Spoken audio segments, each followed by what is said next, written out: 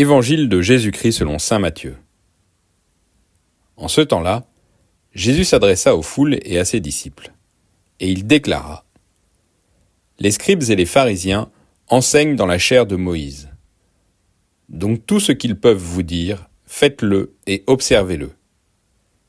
Mais n'agissez pas d'après leurs actes, car ils disent et ne font pas. Ils attachent de pesants fardeaux, difficiles à porter, et ils en chargent les épaules des gens. Mais eux-mêmes ne veulent pas les remuer du doigt. Toutes leurs actions, ils les font pour être remarqués des gens.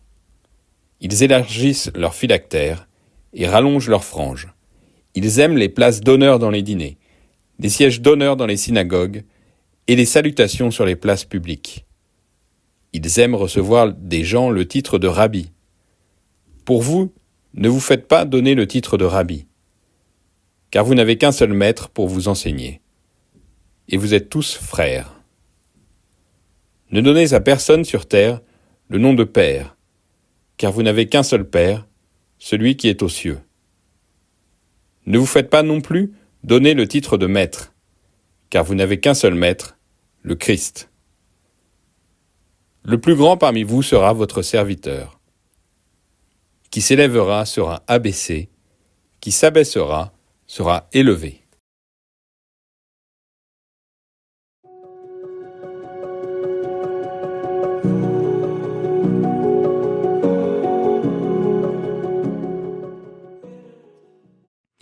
Le passage de l'Évangile d'aujourd'hui est le début d'un discours de Jésus très dur contre les scribes et les pharisiens.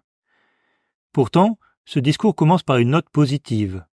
Tout ce qu'ils peuvent vous dire, faites-le.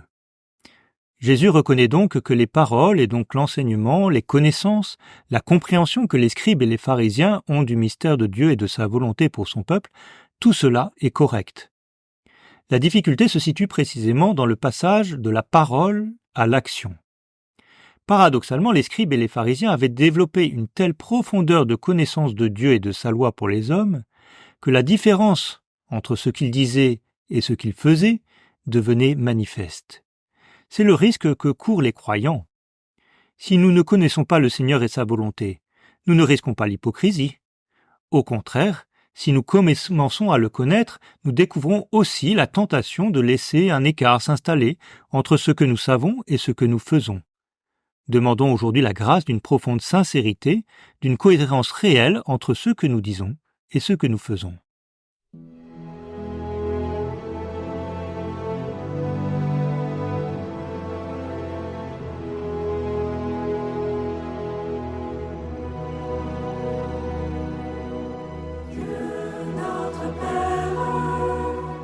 Nous croyons en toi, Dieu notre Père.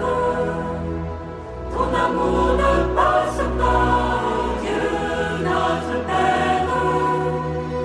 Nous croyons en toi, car tu es l'amour. Car tu es l'amour.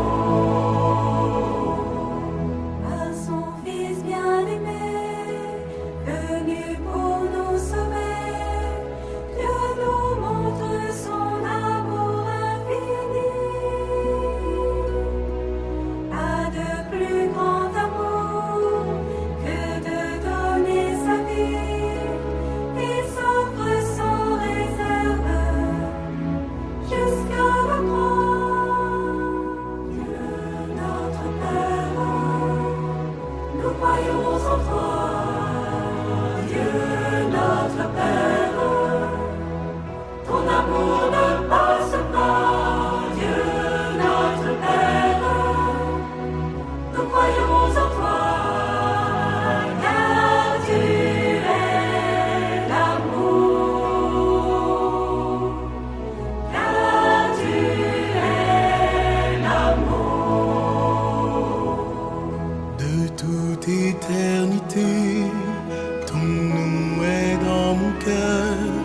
Je t'ai aimé avant de te créer. Toute la création, je l'ai voulu pour toi, que sa beauté soit ta joie et que tu m'aimes. Notre Père, nous croyons en toi. Dieu notre Père, ton amour ne